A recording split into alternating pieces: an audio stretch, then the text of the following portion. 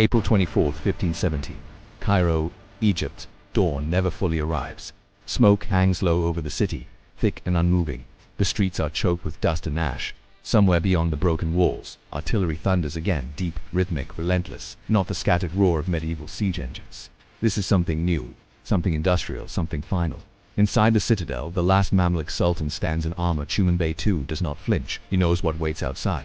The Ottoman army has already shattered his forces once at Marj Dabiq in Syria. They have marched across the Levant like a storm. And now, they are here, at the gates of Cairo. His commanders whisper options: retreat, escape across the Nile, live to fight another day. He refuses. Instead, he orders a counterattack, a desperate gamble. He will ride out, lead from the front, strike the Ottomans in the streets, turn chaos into advantage. It is the kind of decision that wins legends, or ends civilizations. Outside, Sultan Selim I of the Ottoman Empire waits, cold, methodical, unyielding. He has brought cannons, he has brought janissaries, he has brought a new kind of war. If this moment breaks differently, if Tuman Bay holds Cairo, then the Ottoman advance into the Arab world collapses. The holy cities of Mecca and Medina remain beyond their reach. The balance of power in the Middle East shifts perhaps for centuries, but history is rarely kind to the desperate. And in the smoke-filled streets of Cairo, two worlds are about to collide. This is the Ottoman-Mamluk War, and this is the war that gave the Ottomans the Middle East. But one question still lingers. How did a warrior elite that ruled for nearly 3 centuries fall so quickly to an empire that had only just begun to understand the full power of gunpowder? The early 16th century is a world on edge. Empires are not stable, they are evolving. The old order is cracking under pressure from new technology, new trade routes, and new ideologies of power. To the east, the Safavid Empire rises in Persia, aggressively expanding and spreading its influence across the region. Its leader Shah Ismail is not just a ruler, he is a revolutionary figure, blending political authority with religious fervor. To the north, the Ottoman Empire stands at the height of its ambition. Constantinople has already fallen, the Balkans are secured, Anatolia is unified, but Sultan Selim I is not satisfied with consolidation. He wants dominance, absolute dominance, and to achieve it, he must look south, because between the Ottomans and total regional supremacy stands a rival power that has ruled the heart of the Islamic world for centuries. The Mamluk Sultanate. The Mamluks control Egypt, Syria, and the Hejaz, the region that contains Mecca and Medina. They command the most critical trade routes between Europe and Asia. Spices, silk, and wealth flow through their territory. They are, in many ways, the gatekeepers of the Middle East, but their strength is also their weakness. The Mamluk system is built on a military aristocracy, elite slave soldiers trained from youth, bound by loyalty and discipline. For generations, this system has produced formidable cavalry forces, masters of the sword, masters of the horse. But while they perfected the art of medieval warfare, the Ottomans embraced something else: gunpowder, cannons, firearms. The nature of war is changing, and the Mamluks are slow to adapt. At first, the tension between these two powers is manageable. Rivalry exists, but it is contained. Then the Safavids intervene. Selim I defeats Shah Ismail at the Battle of Chaldiran in 1514, using artillery and disciplined infantry to devastating effect. The victory is decisive and revealing. Gunpowder wins wars. Selim learns this lesson completely. But the Safavid threat is not fully eliminated, and the Mamluks positioned between the Ottomans and the Safavids begin to look less like a neutral buffer and more like a potential liability. Diplomatic relations deteriorate. Trade disputes escalate. Accusations fly of harboring enemies, of interfering with supply lines, of betrayal. War becomes not just likely, it becomes inevitable. Because in this new world, there is no room for two dominant powers in the Middle East. Only one will remain. Selim I is not a man of compromise. He is ruthless, calculated, intensely disciplined. Even before this war, he has already secured his throne through blood. He deposed his own father, eliminated his brothers, consolidated power with absolute precision. To Selim, hesitation is weakness. His strength lies in clarity of purpose. He sees the strategic picture in its entirety. The Safavids to the east, the Mamluks to the south, trade routes, religious legitimacy, territorial continuity. He does not just want victory, he wants inevitability. Psychologically, Selim is driven by control. He is methodical but not cautious. He understands risk but embraces it when the reward justifies it. He trusts systems, disciplined infantry formations, centralized command, coordinated artillery. He believes war is evolving and he intends to be at the forefront. Opposing him is a very different kind of leader.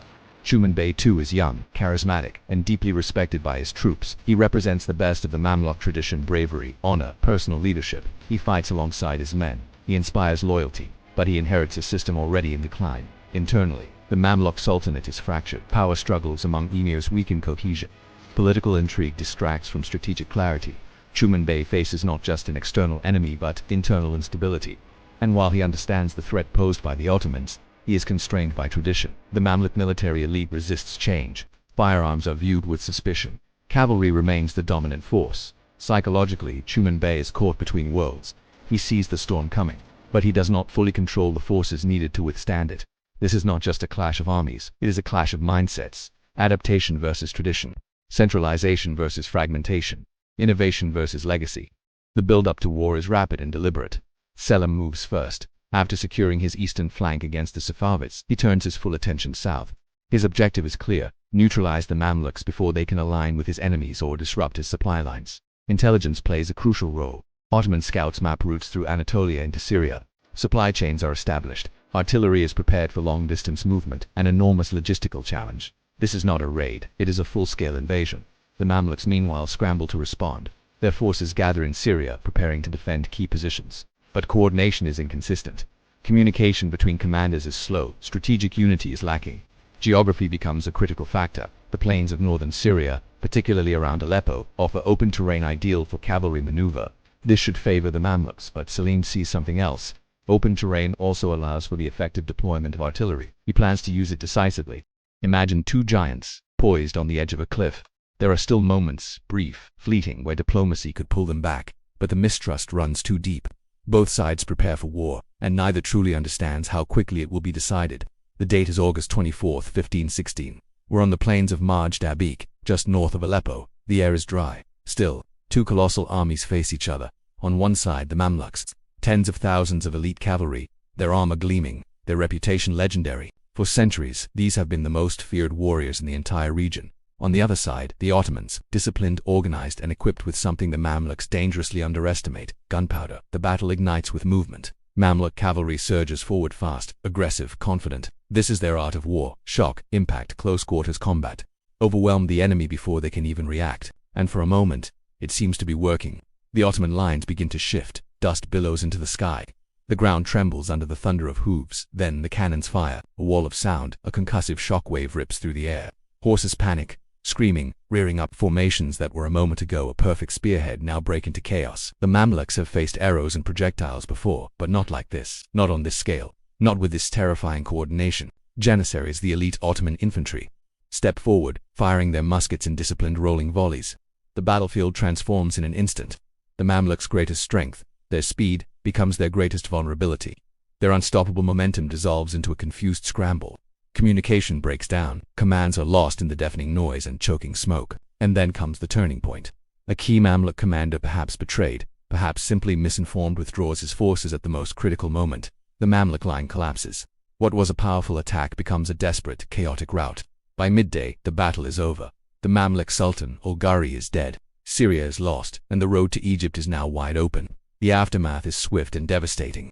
The Ottoman forces, riding a wave of momentum, push south. City after city falls. Any resistance is scattered and uncoordinated. The psychological impact of Marj Dabiq is immense. The Mamluks, once seen as invincible, are shattered. Their aura, built over centuries of martial dominance, evaporates in a single day. Back in Egypt, a new leader rises from the ashes. Tuman Bay II is determined to resist. He rallies what remains of the Mamluk forces, desperately preparing defenses, trying to adapt to this new, terrifying form of warfare. But time is not on his side. The Ottomans are already on the march. In January 1517, the final confrontation begins near Cairo. The Battle of Radak near Tuman Bay, learning the bitter lesson of Marj Dabiq, attempts a defensive strategy. He fortifies positions, prepares ambushes. He understands now that a head-on charge against Ottoman artillery is suicide. But his strategy falters in execution. The Ottoman forces are masters of maneuver. They outflank his defenses, approaching from unexpected directions. And once again, their artillery plays the decisive, brutal role. The battle turns against the Mamluks with shocking speed.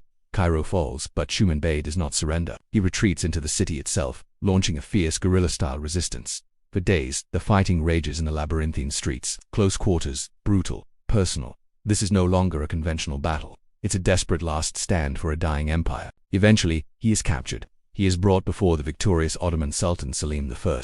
He is offered terms, a chance to submit. He refuses, and he is executed. With his death, the Mamluk Sultanate, a power that had shaped the Middle East for over 250 years, officially ceases to exist. The cost of this war is staggering. Tens of thousands dead across multiple battles, entire regions destabilized, ancient trade networks thrown into chaos. But the political consequences are even more profound. The Ottoman Empire absorbs Egypt, Syria, and the Hejaz, the Holy Land of Islam. With this conquest, they gain control of the sacred cities of Mecca and Medina. Sultan Selim assumes the title of Caliph, positioning himself not just as a political ruler, but as the spiritual leader of the entire Islamic world. This changes everything. The Ottomans are no longer just a regional power. They are a global empire. Economically, control of the Red Sea and its vital trade routes strengthens their hand against the rising European powers. Strategically, their territory now connects 3 continents: Asia, Europe, and Africa. For the Mamluks, there is no recovery. Their system collapses. Their elite warrior class is dismantled or absorbed into the new order. An entire way of warfare, an entire cultural identity, is erased in less than 2 years. At the heart of this dramatic collapse lies one critical mistake: the failure to adapt. The Mamluks fundamentally underestimated the revolutionary impact of gunpowder. They clung to the traditions that had served them well for centuries, but they failed to recognize that the very nature of the battlefield had changed forever. This wasn't just a technological gap, it was a strategic blind spot.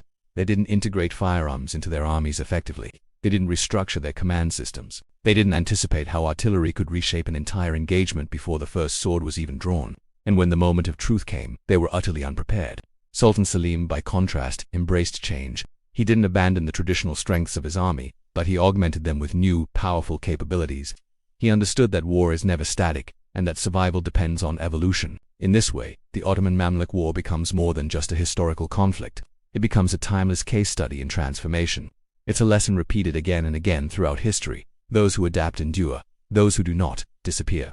The legacy of this war stretches far beyond the 16th century. It marks the beginning of Ottoman dominance in the Middle East, a dominance that would last for 400 years. It reshapes global trade, altering the economic balance between East and West. It even accelerates the age of discovery, as European states desperately seek new sea routes to bypass Ottoman-controlled territories. And militarily, it cements the supremacy of gunpowder weapons. From this point forward, disciplined infantry, coordination, and technology would define victory, not just cavalry charges. The parallels to our modern world are impossible to ignore. Time and again, history shows us the same pattern. Established powers, confident in their traditions, are confronted by emerging forces that embrace innovation, and so often they fall. In the end, the streets of Cairo fell silent.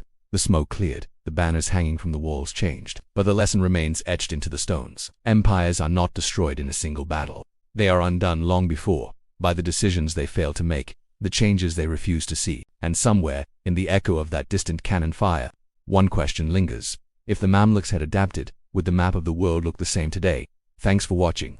If you found this story as fascinating as I did, make sure to like, subscribe, and hit the notification bell so you don't miss our next dive into history. See you next time.